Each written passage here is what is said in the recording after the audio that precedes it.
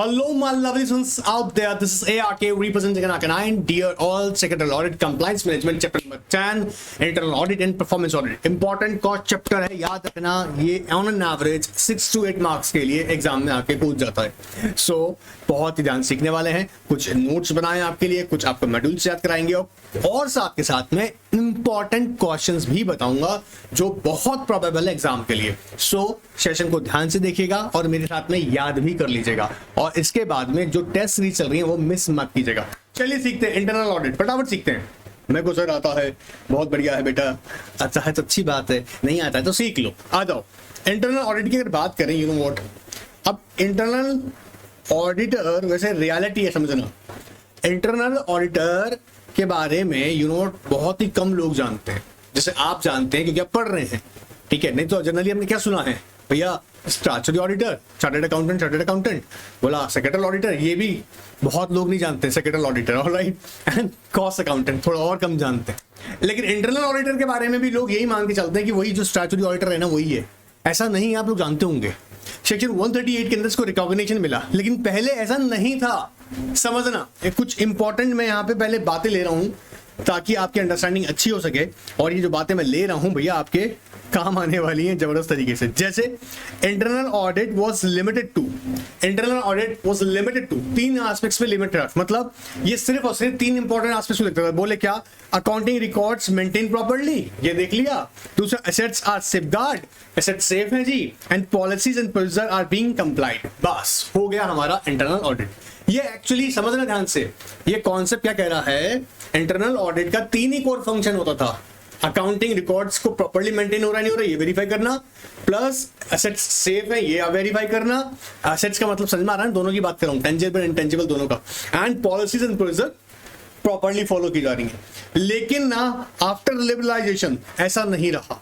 Companies के लिए growth and expansion अपने आप एक चैलेंज बन गया और उस चैलेंज के साथ साथ कंपनी के लिए schedules banana, reporting schedules, alright, and manage करना, साथ के साथ में लेबर की requirements, government rules and regulations, ये कहीं ना कहीं कॉम्प्लिकेटेड हो गया कंपनी के लिए कि वो रेगुलरली प्रॉपर कंप्लायंसेस कर सके.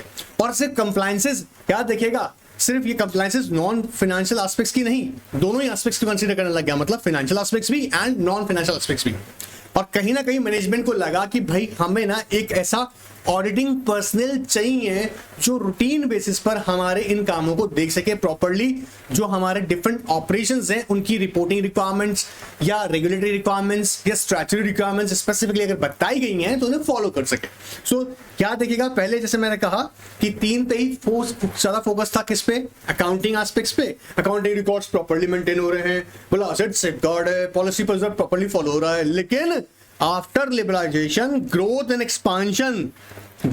एक्सपांशन बोलो ना मेरे साथ में यार.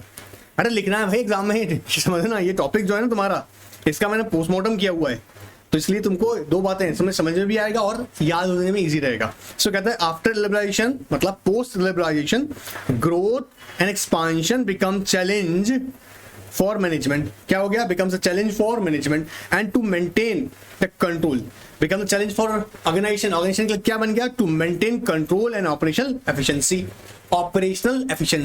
एक एग्जांपल लेके समझा रहा हूं, है ना, ताकि क्लैरिटी हो जाए. आपने कॉन्सेप्ट सुना होगा ना, different functional heads in the organization. Sir different functional head भैया समझो, जैसे डिफरेंट डिपार्टमेंट्स बोलते नहीं, जैसे marketing department, production department, IT department, HR department, legal department, हाँ फाइनेंस डिपार्टमेंट. ये अलग अलग डिपार्टमेंट्स हैं, अपनी क्या करें, ये लोग अपना ऑपरेशन कैरी कर रहा है. मार्केटिंग डिपार्टमेंट अपना काम कर रहा है, लीगल डिपार्टमेंट अपना काम कर रहा है. अब जब मैंने कहा कि after liberalization expansion and growth, कहीं ना कहीं जो चैलेंज बनता चला गया ऑर्गेनाइजेशन के लिए. क्या चैलेंज बन गया कि भैया इतनी सारी एस्पेक्ट्स को कंट्रोल कैसे करूं और मैनेज कैसे करूं. देखो क्या कह रहा है, क्या बन गया? To maintain the control and operational efficiency. Operational efficiency का मतलब कि मार्केटिंग डिपार्टमेंट भी प्रॉपर काम कर रहा हूं या लीगल डिपार्टमेंट प्रॉपर काम कर रहा हूं, क्योंकि इन सब डिपार्टमेंट का पर्पस क्या है? टू सुनो ना, पर्पस क्या है? टू अचीव ऑर्गेनाइजेशन ऑब्जेक्टिव, भाई जिस पर्पज से कंपनी बनाई गई है उस ऑब्जेक्टिव के लिए सारे के सारे डिपार्टमेंट एक तरफ जाने चाहिए। तो जब से सारे के सारे एक तरफ जाएंगे तभी तो हम बोलेंगे कंपनी की ऑपरेशनल एफिशिएंसी अच्छी है। लेकिन वो कब होगी भैया, इन सब के साथ कंप्लायंसेस प्रॉपर्ली हो रहे हो तब।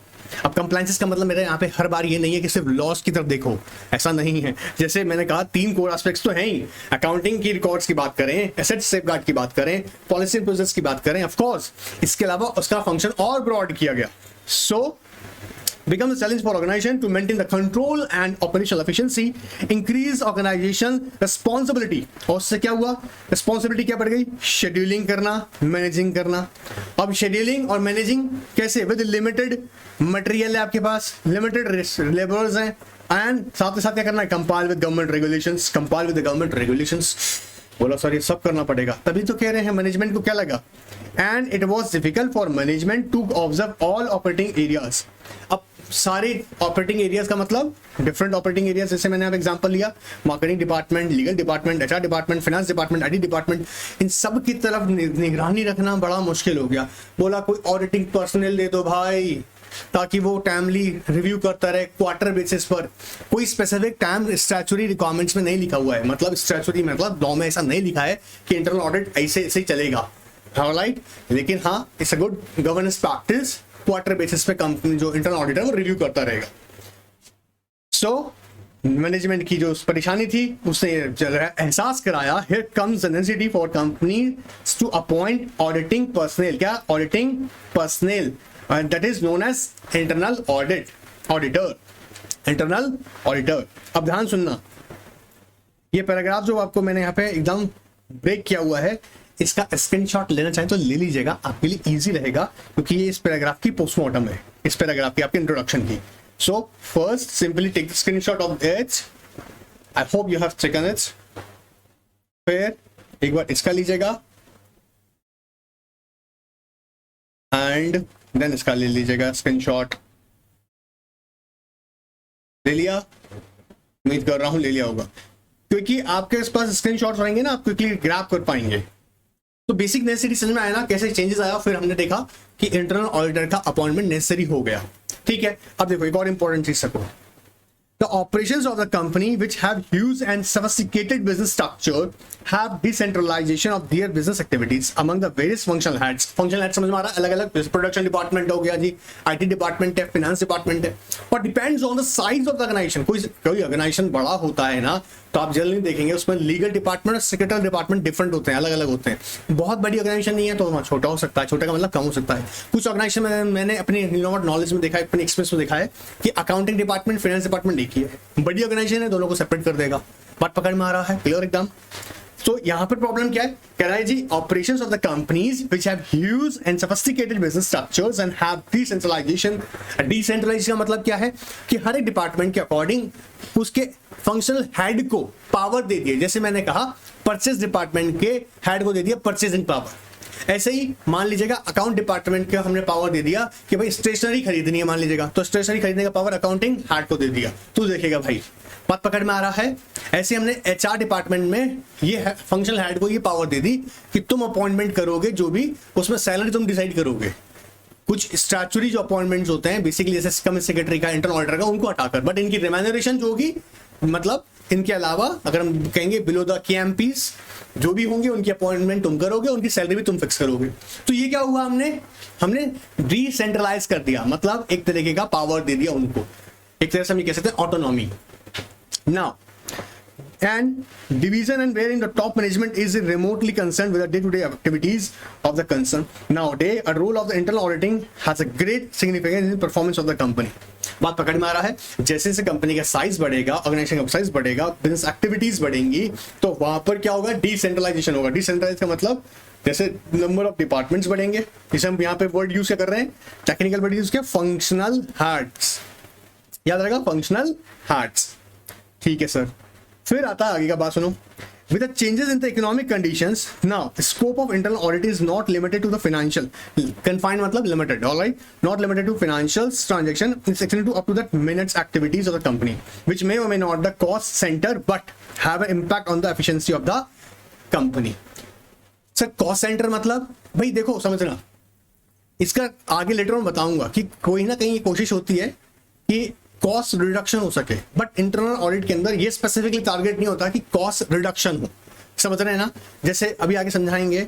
अब मान लीजिएगा एक ऑर्गेनाइजेशन को मार्केटिंग डिपार्टमेंट का स्पेसिफिकली रिक्वायरमेंट नहीं है, मान लो एक बार, वैसे होता नहीं है, मान लो, तो ये क्या हो गया, एक्सेसिवली आपकी क्या कर रहा है, कॉस्ट इंक्रीज कर रहा है। बट यहां पर बेसिकली मेन जो रोल है इंटरनल ऑडिटर का, वो देखेगा इन सब डिपार्टमेंट की एफिशिएंसी, ना कि वो एक कॉस्ट सेंटर की तरह काम करेगा। क्लियर हो रहा है? चलिए, सो उम्मीद कर रहा हूं पहला तुम लोगों ने इसका स्क्रीनशॉट ले लिया होगा ताकि तुम्हें क्लैरिटी आ जाए, ठीक है, ताकि बेसिक क्लियर हो जाए इंटरनल ऑडिटर के बारे में। आई होप बेसिक क्लियर होगा। अब देखो, अगर हम बात करें definition of internal auditor, definition से इंपॉर्टेंट है, ऑफ कोर्स इंपॉर्टेंट है, एग्जाम के पर्सपेक्टिव से याद करनी है, अभी के अभी याद करेंगे हम।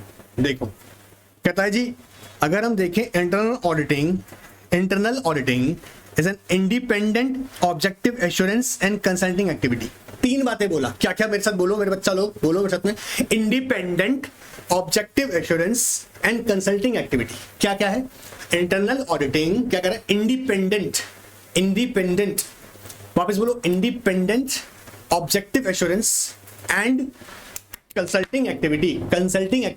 अब तीनों का मतलब समझाएंगे अभी।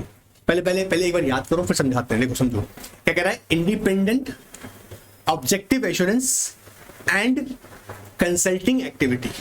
इंडिपेंडेंट, आप समझो, इसकी रिपोर्टिंग रिक्वायरमेंट बोर्ड को है, इसकी रिपोर्टिंग रिक्वायरमेंट ऑडिट कमेटी को है, कंसल्टेशन भी ऑडिट कमेटी साथ में है, और या बोर्ड के साथ में है कंसल्टेशन भी। साथ के साथ में ये भी कह रहा है कि अगर बोर्ड मान लीजिएगा कोई पॉलिसी प्रोग्राम से प्लान्स बना रहा है, पॉलिसी प्रोग्राम्स बना रहा है स्पेसिफिकली, तो कंसल्ट करेगा इंटरनल ऑडिटर के साथ में। बात पकड़ में आ रहा है? सो कह रहा है क्या, internal auditing is independent objective assurance. Objective का मतलब कंपनी के अंदर proper internal control system establish है नहीं है, ये कंपनी का जो ऑब्जेक्टिव है वो अचीव कर पा रहे नहीं कर पा रहे हैं, सारे ऑपरेटिंग जो एरियाज हैं कंपनी के प्रॉपर्ली कंसंट्रेटेड है नहीं है to achieve the objective of the organization. So क्या कह रहा है, इंडिपेंडेंट, एक बार वापस ना यार, एक बार इंडिपेंडेंट है, ऑब्जेक्टिव एश्योरेंस है and consulting activity designed to add value and improve the organization operation। जैसे कंपनी के डिफरेंट ऑपरेशन हम देखें ना यहाँ पर अलग अलग ऐसा, तो इनको क्या कर सके, design to add value and improve organization operations. अब देखो, it helps an organization to accomplish it objective by bringing systematic and discipline approach to evaluate and improve the effectiveness of risk management, control and governance process. तीन चीजों पे और ध्यान देगा, क्या क्या कहता है, टू एवेल्युएट एंड इंप्रूव। मेरे साथ याद करो, आगे भी काम आएगी डेफिनेशन।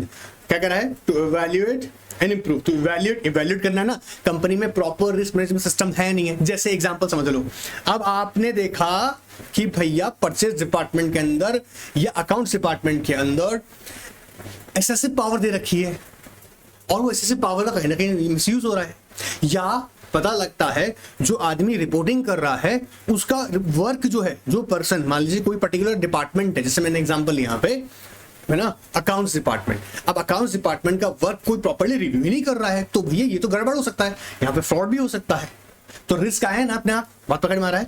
कंपनी ने, एक और एग्जांपल समझो, कंपनी ने अपने प्रोटेक्शन के लिए कोई फायर इंश्योरेंस पॉलिसी नहीं ले रखी है, वो तो ये भी गड़बड़ है। तो ये सब चीजों को ऑब्जर्व करेगा, पूरा ऑल ओवर चेक करेगा। तो क्या कह रहा है, to evaluate and improve the effectiveness of risk management system. भैया कंपनी में रिस्क मैनेजमेंट सिस्टम किस तरीके का है, plus control and governance process. तीन चीजें याद रहेगा, ठीक है। तो एक बार डेफिनेशन रिवाइज करते हैं। इंटरनल ऑडिटिंग क्या है, independent objective assurance and consult activity design to add value and improve what, organizational operations, to improve organizational operations. ठीक है सर, याद हुआ हमको। फिर कहता है हेल्प करता है ऑर्गेनाइजेशन को, कैसे हेल्प करेगा, अकम्प्लिश इट्स ऑब्जेक्टिव्स, क्योंकि हर एक ऑर्गेनाइजेशन का अपना एक ऑब्जेक्टिव होता है, उस ऑब्जेक्टिव को अचीव करने में आपको हेल्प करेगा by bringing a systematic and disciplined approach। and finally दो बातें और याद करेंगे, कैसे to evaluate and improve। systematic और disciplined approach तो रख दिया, लेकिन वो किस काम के लिए है, to evaluate and मतलब सर बोलो, evaluate and improve the effectiveness of the risk management, control and governance process। याद रहेगा। चलिए अब यहाँ पे कहता है जी, इस बात को कैसे हम ध्यान से देखेंगे, बोलाइए वापस देखते हैं। Independence establish by the organization and reporting structure. ठीक है, objective is achieve by the appropriate mindset and internal audit. अब माइंडसेट में समझ रहे हो ना, जिस पर्पस के लिए आपने ऑर्गेनाइजेशन बनाए हैं ना, उसकी तरफ सबका ध्यान हो। ऐसा नहीं होना चाहिए ना कि एक डिपार्टमेंट जा रहा है ईस्ट, जा रहा है waste. Activity evaluates the risk exposure leading to organization, governance, operations and information system in relation to effectiveness and efficiency of operations, ये चेक किया जाएगा। reliability and integrity of financial and operational informations, क्योंकि देखो जितनी information reliable और integrity होगी information में ना, फाइनेंशियल इंफॉर्मेशन खास तौर से, इस इंफॉर्मेशन का इस्तेमाल मैनेजमेंट करता है, बोर्ड ऑफ डायरेक्टर करता है डिसीजन लेने के लिए, इन्वेस्टर्स लोग करता है, रेगुलेटर इस पर भरोसा करता है। तो ये इंफॉर्मेशन जो भी होंगी कैसे होनी चाहिए, खासतौर से financial information reliable. Alright, third कहता है safeguarding of assets, fourth compliance with laws, regulation and contracts.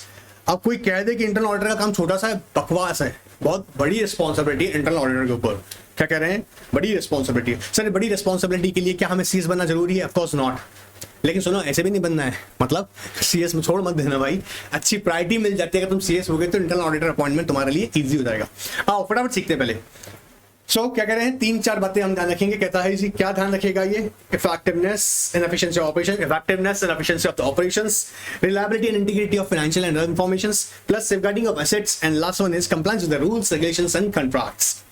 बोला ठीक है sir. Now based on results of risk assessment, अब कहता है क्या, जब हमने ऐसा एग्जामिन किया और एग्जामिन करने के बाद पता लगा कि यहाँ पर्टिकुलरली रिस्क, प्रोबेबल रिस्क है, जैसे फ्रॉड होने का चांसेस ज्यादा है, ऐसा पावर दे रखा है, या फिर ऐसा हो सकता है जैसे मैंने कहा चोरी होने का चांसेस ज्यादा है, कंपनी का एसेट्स सेफ कम लग रहा है बिकॉज ऑफ अनफैक्टर्ड पावर्स, ऐसा केस में कहता है कि आपने जब क्या किया, based on the result of risk assessment, internal auditor evaluate the adequacy and effectiveness of how risks are identified and managed in the above areas, and also assess the other aspects such as ethics and value within the organization, performance management, other aspects.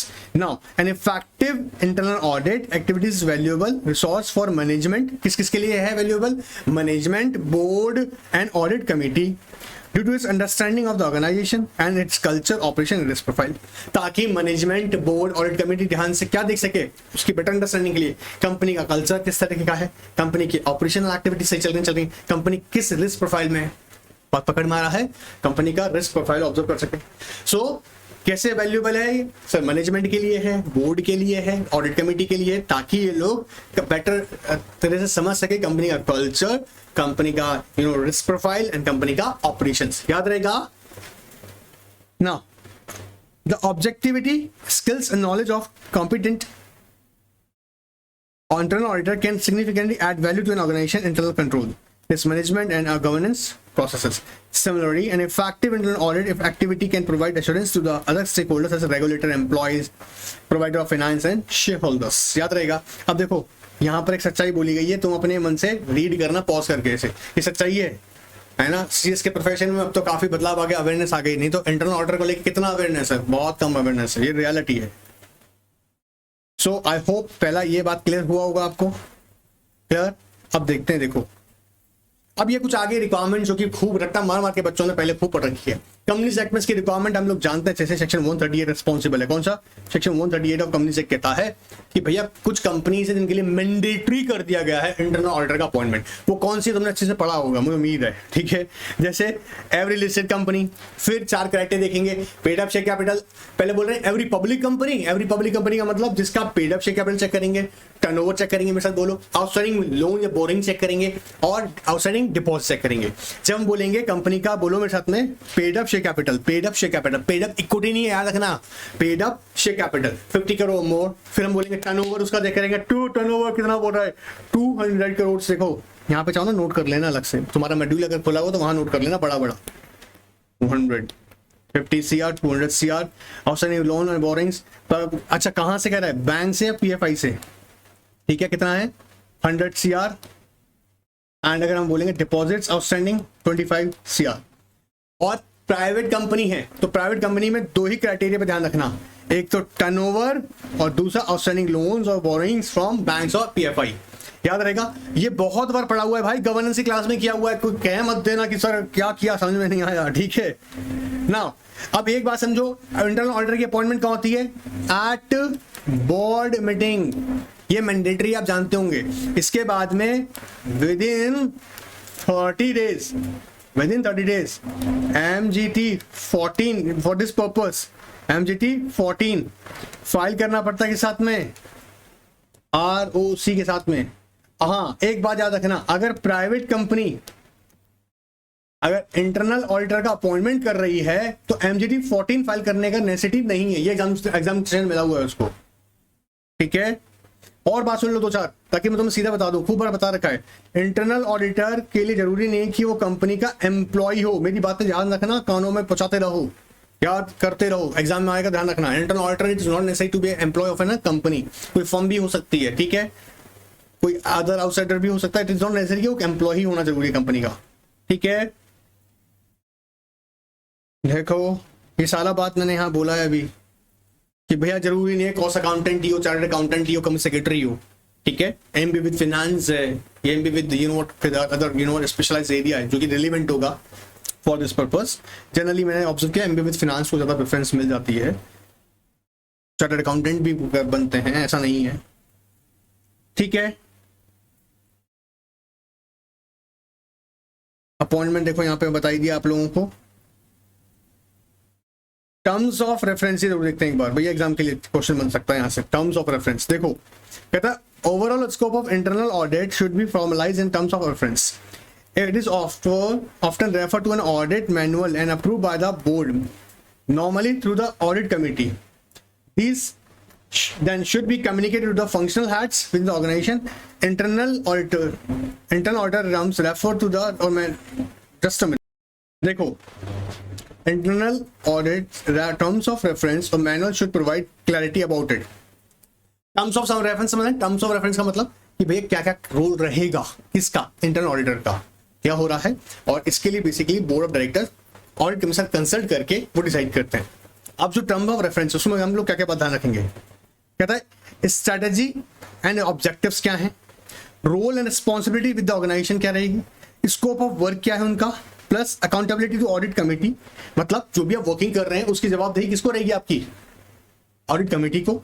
Reporting line for align management purposes, accessibility to the board and the audit committee, and unfettered access to all information, people, records across the organization। ये सबसे powerful चीज है उसके लिए। Unfettered मतलब uncontrollable power. अगर control लगा दोगे इसकी पावर पे तो फिर इंटरनल ऑडिट अच्छा नहीं हो सकता। कंट्रोल का मतलब यहाँ पे क्या है, अनफेटर्ड का मतलब क्या है कि भैया वो किसी भी इंफॉर्मेशन को, किसी भी पीपल को, किसी भी पर्टिकुलर रिकॉर्ड को एसेस कर सकता है। अब ये टर्म्स ऑफ रेफरेंस में उसके कवर किया जाएगा। देखो टर्म्स ऑफ रेफरेंस में अगर कोई बात कवर नहीं होगी तो वो उसकी वर्किंग में नहीं आती है, इसे हम लोग एज्यूम नहीं कर सकते हैं। टर्म्स ऑफ रेफरेंस बेसिकली आपका स्कोप ऑफ वर्क डिफाइन करता है, याद रहेगा। तो इंटरनल ऑडिटर के हम लोग देखेंगे क्या, उसके स्ट्रैटेजी एंड ऑब्जेक्टिव्स करेंगे, रोल एंड रिस्पॉन्सिबिलिटीज क्या रहेगी उसकी, plus scope of work, accountability to audit committee, plus reporting line for the management, accessibility to the board and audit committee, and unfettered access to all information, people, records। all right, चला सकता है exam में, हाँ थोड़ी possibility रखता है। अब देखो यहाँ पे एक इंपॉर्टेंट चीज, ये बड़ी मजेदार बात करता है। Terms of reference should make it clear that internal audit should not be put in a position where it has to review its own work. ऐसा नहीं है कि इंटरनल ऑडिटर अपनी परफॉर्मेंस खुद ही रिव्यू करेगा, भाई तो सबकी करेगा लेकिन तेरे को नहीं मिलेगा। और सबका करने मतलब क्या, रिव्यू करना है उसको बताना भी और कमेटी को एंड बोर्ड डायरेक्टर्स को। ऑब्जेक्टिव एग्जाम के लिए इंपॉर्टेंट क्वेश्चन है भाई, नोट कर लीजिएगा ऑब्जेक्टिव। और देखो ऐसा आ जाता है क्वेश्चन, बता दूं कैसे टाइप हो सकता है। The main objective of internal audit process to provide assurance on the organisation risk management, internal control environment and governance framework through review and appraisal. Comment, अब क्या क्या चीजों का अप्रेजल किया जाएगा वही तो है, आओ सीखते हैं। कहता है अप्रेजल किसी से करेगा, ऑपरेशनल कंट्रोल फ्रेमवर्क। पहले कहता है ऑपरेशनल कंट्रोल फ्रेमवर्क, कंपनी का ऑपरेशनल कंट्रोल फ्रेमवर्क, जैसे कि including fundamental and basic system in all areas of business, the adequacy of risk identification, assessment, mitigation in the organisation. तीन बातें याद रखना। पहला क्या कह रहा है, ऑपरेशनल कंट्रोल फ्रेमवर्क, बोलो ना ऑपरेशनल कंट्रोल फ्रेमवर्क। कहता है फंडामेंटल बेसिक सिस्टम भी कंज्यूम कर देखेगा, उसके थ्रू वो क्या एग्जामिन करेगा कि क्या एडिक्वेट रिस्क आइडेंटिफिकेशन करेगा, एडिक्वेसी ऑफ रिस्क आइडेंटिफिकेशन, फिर assessment and mitigation of the in the organisation. बात पकड़ में आ रहा है? तो ये पहला काम समझना है उसका ऑब्जेक्टिव। दूसरा है extend adequacy relevance of and compliance with existing policy plans and procedure, compliance with existing policy and plans। तो कहता है adequacy, extent, adequacy, relevance। फिर बोलो ना एक बार, adequacy, extent, relevance किस चीज के लिए कह रहा है? and compliance with the existing policy and programs। extent कितना कंपनी भैया पॉलिसी प्रोग्राम्स को प्रॉपर फॉलो कर रहा है, एडिक्वेट पॉलिसी प्लान्स कंपनी में है नहीं है, ये रिलेवेंसी ऑफ सच प्लान्स और प्रोग्राम्स, भैया प्लान्स और प्रोग्राम्स हैं और कितने रिलेवेंट हैं ये देखने का काम उसका है। Plus extent of compliance with the relevant statutory requirements, status of implementation of internal external audit recommendations. बात पकड़ में आ रहा है? दो पॉइंट याद करेंगे। पहला क्या काम है? Operational control framework in the organisation. ठीक है सर, बेसिकली उसका काम क्या है? Adequacy of risk identification, assessment and mitigation in the organisation, basically जो रिस्क की हम बात कर रहे हैं। फिर दूसरा कहता है extend adequacy relevance, extend adequacy and relevance. Clear है? किस चीज के लिए? And compliances of with existing policies, plan, alright, याद रहेगा, इन प्रोसीजर्स। फिर थर्ड हमने क्या देखा? Extent of compliance with statutory requirements, extent of the compliance with the statutory requirements and status of implementation of internal external audit recommendations. ठीक है sir. फिर देखो इवैल्यूएटिंग इंटरनल कंट्रोल। अब यहाँ पे कहता है इंटरनल कंट्रोल का डेफिनेशन बोलेगा, क्योंकि उसका काम भी यही है कि इवैल्यूएट करेगा इंटरनल कंट्रोल कंपनी में कैसा है। अब प्रोसेस, ये क्या इंटरनल कंट्रोल का डेफिनेशन है? अब process effected by entity, board of directors, management, other personnel, design to provide reasonable assurance regarding the achievement of following core objectives, जो अभी हम पढ़ के आए ऊपर। क्या क्या? Effective and efficient operations, reliability of financial information, compliance with the management, I mean of course law, accomplishment of established goals for operations, safeguarding of assets। भाई यही तो, इसी पर्पस से तो इंटरनल कंट्रोल रखा है। फिर आओ देखो आगे और क्या ऑब्जेक्टिव्स हैं? Determine the risk areas, determine the risk area, जैसे जनरली फाइनेंशियल और अकाउंटिंग एस्पेक्ट्स का ज्यादा ध्यान रखना है। क्लियर है? and establishes a risk management framework, plus identifies the potential threats and assess the risk, decides on response to a risk like implementation of control, monitor and coordinate with the risk management processes, and provide assurance on effective risk of management processes। आइए एक बार वापस से देख लेते हैं, अभी समझ में ना तो अभी है। Determine the risk areas, risk area जैसे मैंने अभी एग्जांपल दिया। अच्छा ये सिर्फ मैंने अभी एग्जांपल बोला कि फाइनेंस डिपार्टमेंट है, अकाउंट्स डिपार्टमेंट है, ठीक है, या जैसे जैसे एज्यूम करो हम लोग बोलेंगे डिफरेंट डिपार्टमेंट्स के पर्सपेक्टिव से। अब जैसा एज्यूम करके देखिए कि भैया कंपनी क्या ही ना कहीं पता लगा you know what environmental loss की वायलेशन कर रही है, तो ये बात उसको ध्यान रखना पड़ेगा। एनवायरमेंटल लॉस का इंपैक्ट क्या हो सकता है भैया? क्लोजर ऑफ द फैक्ट्री भी हो सकता है, प्लांट्स बंद करवा सकते हैं। सो हमें देखना होगा डिटरमाइन द रिस्क एरिया। ठीक है, हेजर्स अगर बिजनेस कैरी कर रही है कोई ऐसा ऑपरेशन जो डेंजरस नेचर है, तो उसके लिए आपने प्रॉपर इंश्योरेंस ले रखा है, जैसे हम बोलते हैं पब्लिक लायबिलिटी इंश्योरेंस, भूल या नहीं लिया वो देखा जाएगा। एस्टैब्लिशमेंट रिस्क मैनेजमेंट फ्रेमवर्क, फिर identify the potential threats and assess the risk, decides on the response or to the risk like implementation of control, monitor and coordinates the risk management processes, monitor and control coordinates the risk management process and provides assurance of effectiveness risk of course क्या effectively risk management आपका process established है नहीं है, इस बात की भी assurance मिलेगा। याद रहेगा मेरा बच्चा लोगों को, objective of internal control important question है। राइट, इंटरनल ऑडिटिंग की जब बात करेंगे, इंटरनल ऑडिट का ऑब्जेक्टिव क्या है? चलिए स्कोप ऑफ इंटरनल ऑडिट को देखते हैं। स्कोप ऑफ इंटरनल ऑडिट, अब देखो यहां पे भी ध्यान से सुनना, ठीक है, रट्टा नहीं मारना भाई, ध्यान सुनना। जैसे अलग अलग यहां पे इस बात कह रहा है, जैसे इसने कहा पहली बात डेफिनेशन में, the examination and evaluation of adequacy effectiveness of organisation system of internal control and quality of actual performance. क्या कह रहा है? ध्यान सुनो, examination and evaluation of adequacy and effectiveness. Examination of किस चीज की एग्जामिनेशन कर रहा है, एंड इवैल्यूएशन कर रहा है कि भैया कंपनी में adequate and effective organisation system establish है या नहीं। ठीक है, internal control and quality of actual performance. Internal control और वास्तव में क्या है? Actual performance, quality of actual performance.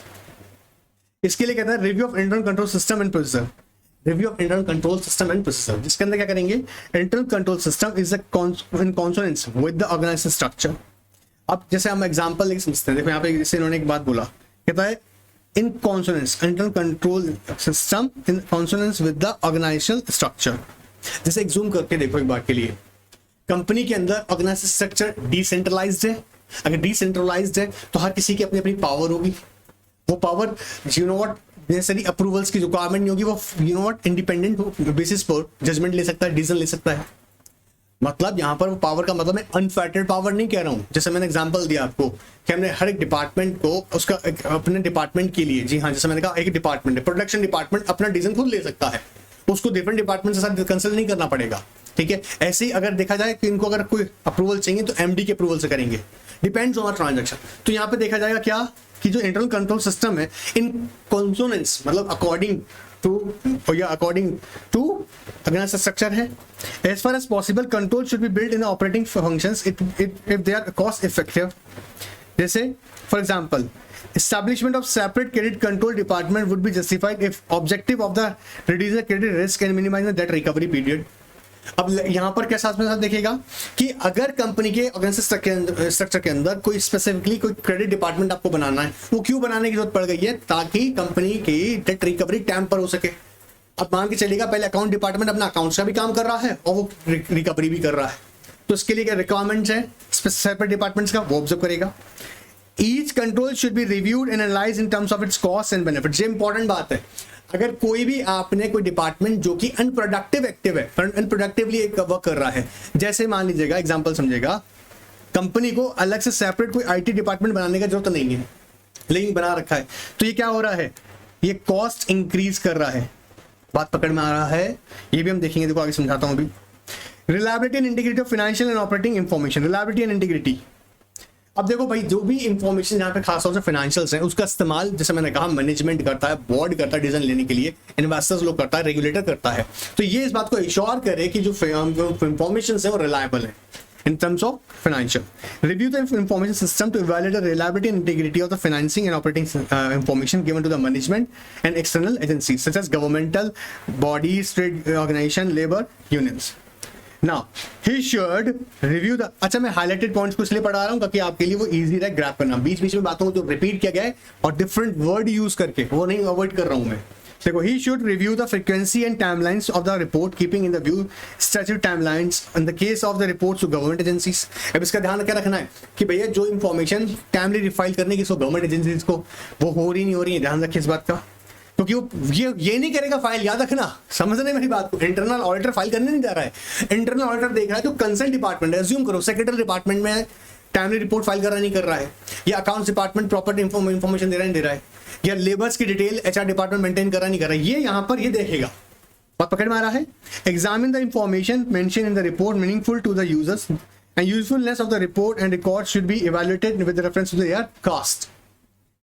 फिर आता है economical and efficient use of resources. अब यहां पे मेन फंक्शन इसका यही है कि कोई भी अनप्रोडक्टिव डिपार्टमेंट या अनप्रोडक्टिव एक्टिविटी हो रही है तो उसे एलिमिनेट किया जाए। देखो, check whether the proper operating standards or norms have been established for measuring the economical and efficient use of resources। जैसे मशीन्स इस्तेमाल कर रहे हो लेकिन मशीनों का कुछ मशीन ऐसी हैं जिनका इस्तेमाल नहीं हो रहा है, आपके पास में पता लगा या तो अंडर स्टेटेड स्टाफ है या ओवर है, मतलब एम्प्लॉय से ज्यादा या कम है, या एम्प्लॉय ऐसा भी है जो बेचारा खाली बैठा है, खासतौर से लेबर के केसेस में ऐसा होता है। जैसे अभी एग्जांपल देखें तो समझाते हैं। As a part of evaluating resources utilization, identifying the facilities which are underutilized is an important function. Instances may consist of underutilized machines, unoccupied storage space, huge cash or bank balances, other manpower, पता लगा आदमी बहुत लगा था काम पर लेकिन अब काम ही नहीं है। And the internal auditor may also identify the understaffing and overstaffing, various areas these prevent the optimal use of resources. While communicating on staffing, the internal auditor should pay special attention to non-productive work being performed। non-productive work जैसे मैंने भी कहा, समझो एक example देके समझाता हूँ। मैं क्लाइंट नहीं है, मैं मतलब उनका नाम नहीं लूंगा लेकिन बता रहा हूँ जो हमने ऑब्जर्व किया उस कंपनी के अंदर है ना, बेसिकली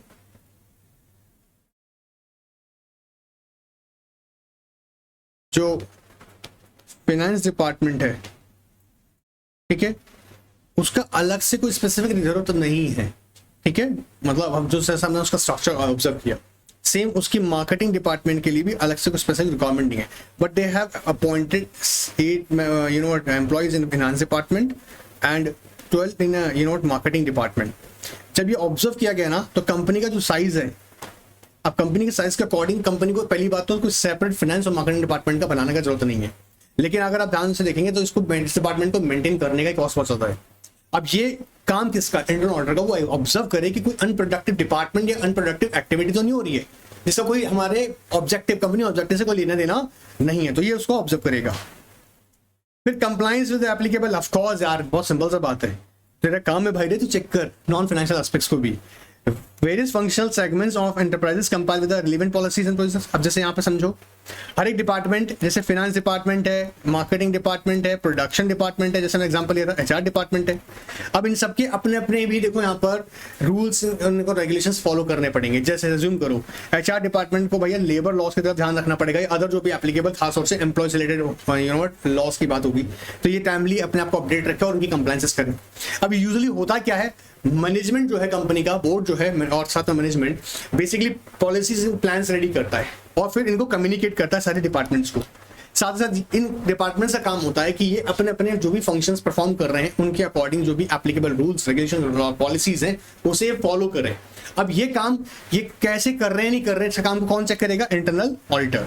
देखो, various functional segments of enterprise compile with the relevant policies, plans, procedures, laws and regulations so that the operations are carried out in a coordinate manner.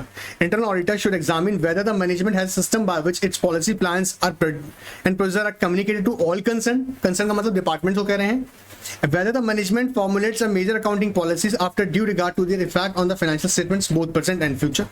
बात पकड़ में आ रहा है, तो इस बात को इंश्योर करने का काम किसका है, इंटरनल ऑडिटर को। सॉरी पूरा बाकी का नहीं पढ़ा है, अरे भाई तो मैं सिर्फ रीडिंग करवा रहा हूँ इसलिए ताकि एक बार तुम्हें कॉन्सेप्ट मिल जाए। ऐसा क्वेश्चन ये पूरे नहीं पूछने वाला तुमसे एग्जामिनर, इनमें से किसी एक स्पेसिफिक को उठाएगा, ठीक है, तो एटलीस्ट आपको इसकी अंडरस्टैंडिंग क्लियर होनी चाहिए।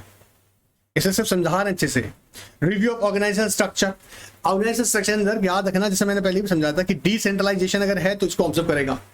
डिसेंट्रलाइज का मतलब जैसे मान लीजिएगा अप्रूवल का प्रोसीजर क्या रहेगा कंपनी में, एज्यूम करते हैं एक बार के लिए, ये भी देखा जाएगा। जैसे एग्जांपल समझना, कंपनी के अंदर मैनेजिंग डायरेक्टर है, ठीक है जी, सीईओ है, ऑलराइट सर, फिर मान लीजिएगा फंक्शनल हेड है, फिर अब ये फंक्शनल हेड कोई पर्टिकुलर अप्रूवल के लिए पता लगा एमडी को अप्रोच कर रहा है, ठीक है सर कोई प्रॉब्लम नहीं है, लेकिन अगर मान लीजिएगा एमडी जो हमने बोला at registered office of the company और CEO at company units, different units, इन दोनों में फंक्शनल हेड जो है मान लीजिएगा कंसर्न डिपार्टमेंट का, और जो पावर दे रखी है अप्रूवल की वो सीईओ को भी दे रखी है और एमडी को भी दे रखा है। अब ये क्या होगा, ओवरलैपिंग, समझना, पावर जो दे रखी है कि फाइनेंस जो भी पर्टिकुलर फंक्शनल हेड है उसे अप्रूवल लेना है, वो अप्रूवल देने की पावर एमडी को भी और सीईओ को भी है, तो ये क्या होगा, ओवरलैपिंग। ये ओवरलैपिंग नहीं होनी चाहिए, बात समझ में आ रहा है। देखो, internal auditor should conduct an appraisal of the organization structure to ascertain whether it is in harmony with the objectives the enterprises and whether assignment of responsibility is in the consonance with their will. Review the manner in which the activities of the enterprise are grouped for managerial control. It is also important to review whether responsibility and authority are harmony with the grouping pattern. Now examine the organization chart to find out whether the structure is simple or economical and that no function enjoys an undue dominance over the other. ऐसा नहीं होना चाहिए कि particularly एक department दूसरे department में undue influence, undue control enjoy कर रहा हो। बात पकड़ में आ रहा है, हर एक डिपार्टमेंट अपने अपने डिपार्टमेंट के इंडिपेंडेंट तरीके से डिसीजन ले सके, जैसे हम बोल सकते हैं ऑटोनॉमिक डिसीजन ले सके ना। He should particularly see that the responsibility of managerial staff at the headquarters do not overlap with those chief executives at the operating units. This situation often results in organizational chaos. क्या रहेगा, simple रहा, read मारना यार। चलिए, accomplishment of course established goal for operations, सबका ध्यान कितना होना चाहिए, accomplishment of goals, कौन सा किसका गोल, ऑर्गेनाइजेशन का। Review the overall objectives of enterprise to validate whether they are clearly stated or attainable. The translation such overall objective into specific objectives. मतलब सर जैसे कंपनी का ना ऑब्जेक्टिव है to open 100 new outlets in next 2 years. अब क्या अकेली company दौड़ती रहेगी? अरे नहीं रे, इसको अचीव करने के लिए जो कंपनी के डिफरेंट फंक्शनल हेड्स है, मैं उम्मीद कर रहा हूँ फंक्शनल हेड आपको क्लियर हो गए होंगे। फंक्शनल हेड मतलब डिफरेंट डिपार्टमेंट जो हैं वो सब इसको अचीव करें। तो एक तो हमारा क्या ओवरऑल ऑब्जेक्ट, फिर ओवरऑल ऑब्जेक्ट में हम different contribution from different department, जैसे फाइनेंस डिपार्टमेंट का क्या रोल रहेगा इसके अंदर, मार्केटिंग डिपार्टमेंट का क्या रोल रहेगा, प्रोडक्शन डिपार्टमेंट का क्या रोल रहेगा, आईटी डिपार्टमेंट का क्या रोल रहेगा, लीगल डिपार्टमेंट का क्या रोल रहेगा, to achieve that objective. So overall objective to specific objective for each department program should be reviewed. All right, objective are revised periodically and in the light of the changes in the internal and external environment. Now, the responsibility for achieving specific facets of a plan should be clearly identified with the concerned person or department. Apart from these, the internal auditor should examine whether the departmental plans are supported by the top management. ये देखना बहुत जरूरी है. And the departmental plan summarizes should be sent to concerned managers, and these should be discussed and communicated to at meeting at which all managers participate. अब generally जैसे आपने देखा भी होगा, सुना भी होगा, जैसे बोर्ड लेवल पे, बोर्ड डायरेक्टर लेवल पे प्लान्स रेडी किए गए, फिर से कहाँ पहुंचा दिए गए, KMPs की तरफ तक, KMPs से फिर डिफरेंट डिपार्टमेंट्स के फंक्शनल हेड तक इस बात को पहुंचाया जाएगा. फिर डिफरेंट डिपार्टमेंट्स के जो हेड्स हैं, along with the managers, they will come together and conduct the meeting and discuss this plan, then how to achieve this objective. Clear हो रहा है? Now, review of custodianship and safeguarding of assets. भैया ये बहुत important है, समझो ये important आ सकता है एग्जाम के लिए. Verifying the existence of the assets. पहली बात क्या, रिकॉर्ड्स में लिखा हुआ है कंपनी के पास एसेट्स है पर है नहीं है, तो एक्चुअली है, इसके लिए क्या करेगा, विजिट्स करेगा और उसकी एग्जिस्टेंस चेक करेगा एसेट्स की. Also review the control system to ensure that all assets are accounted fully. Review the means used for safeguarding the assets against losses, that is fire, improper negligence activity, theft, illegal acts. He should review the control system for intangible assets, that is the procedure relating to credit control, where an enterprise uses electronic data processing equipment. The physical and system control on processing facilities as well as on data storage should be examined. This also review the adequacy of other insurance cover for the various risks involved. अब देखो, सुनो मेरी बात को ध्यान से, तो आप लोगों का माइंड में हो सकता है बार बार दौड़ रहा होगा कि इतना स्पीड से करवाया है. Again I am telling you, जो ऑब्जेक्टिव्स हमने पढ़े हैं ये तो बहुत ध्यान से याद करने ही है. स्कोप्स को जस्ट सिंपली पॉइंट्स को देखने के बाद सिर्फ बेटर अंडरस्टैंडिंग, मैंने सिर्फ तुम्हारे को समझाने की कोशिश किया है. इसको मैं नहीं कर रहा रट्टा मारना, बिल्कुल रट्टा नहीं मारना, सिर्फ समझो, उसी कॉन्सेप्ट को समझ के लिखना है. अब जैसे यहाँ आ गया इंटरनल ऑडिट के कोर प्रिंसिपल्स क्या है, ये एग्जाम के लिए इंपॉर्टेंट क्वेश्चन है. बोला इंटरनल ऑडिट के कोर प्रिंसिपल्स क्या क्या होने चाहिए. बहुत सिंपल सी चीज है, इसका क्वेश्चन देखो ऐसे भी आ सकता है. और देखो ये बात यह भी कह रहा है, कहता है but failure to achieve any core principle implies that internal audit activities is not ineffective and it could be achieving internal audit mission. क्या क्या रहेंगी, आइए एक बार देखते हैं. Demonstrate integrity. अब भैया इंटरनल ऑडिटर तुझे प्रिंसिपल फॉलो करना है क्या, you have to demonstrate what, integrity. Demonstrate competence and due professional care. demonstrate integrity. ईमानदार आदमी चाहिए ना, सब पूरा डिपार्टमेंट देख रहा है रे, सब डिपार्टमेंट्स का सारे ऑपरेशंस का रिव्यू कर रहा है, तो कैसा होना चाहिए, इंटीग्रिटी होनी चाहिए. डेमोस्ट्रेट इंटीग्रिटी, डेमोस्ट्रेट कंपिटेंस होना चाहिए. भाई तेरे बुद्धि में भी जाती हैं चीजें, accounting aspect, finance aspect, marketing aspects, production aspects, से सारी चीजें आपको समझ में आती हूँ. So demonstrates competence and due professional care. Independent and objective exercise, and align with the strategies, objectives and risk of the organization. Align with the strategies, objectives and risk of the organization. तीन है, याद किया. Demonstrate integrity, demonstrate competence and due professional care. इसके बाद बोलता है independent objective assurance होना चाहिए, एक्सरसाइज करना चाहिए. Align with the strategies and objectives and risk of the organization. Is appropriately position and adequately resources. Demonstrate quality and continuous improvement. Communicate effectively, especially with the audit committee and the board of directors, and as well as with the other departments, especially functional heads. Provide a risk based assurance. ये काम भी है, जब ये risk assessment करेगा रे, तो ये इस बात को भी ध्यान देखेगा क्या कि प्रॉपरली risk management established है. Insightful and proactive and future focus. Insight insight का मतलब उसको लगता है कि कहीं ना कहीं अगर किसी भी तरह का फ्रॉड हो रहा है तो उसको रोकने के लिए भैया प्रिवेंटिव स्टेप ले चुका हो, या नॉन कंप्लायंस हो रहा हो, पेनल्टीज अट्रैक्ट हो रहा हो, तो उस बात को देखने का ध्यान रखे। बात पकड़ में आ रहा है। एंड प्रमोट ऑर्गेनाइजेशनल इंप्रूवमेंट्स, वैसे देखा जाए तो ऑल ओवर नॉट एग्जामिनेशन के ऑब्जेक्टिव को प्रमोट करता है। सो प्रमोट्स ऑर्गेनाइजेशनल इंप्रूवमेंट्स। 10 पॉइंट्स हैं एग्जाम के पर्सपेक्टिव से, इंपॉर्टेंट है ये। अब एक बात सुनो, किसी भाई टॉपिक के, ये सिर्फ सब्जेक्ट में नहीं, किसी भी सब्जेक्ट के अंदर किसी भी टॉपिक पे वो टेक्निकल तुम्हें कोई पॉइंट पर लगता है सर ये क्लियर नहीं था, NRK9 के व्हाट्सएप पे भेज देना, मैं डेफिनेटली तुमको आंसर कर रहा हूँ, वहां पर करूंगा भी, ठीक है।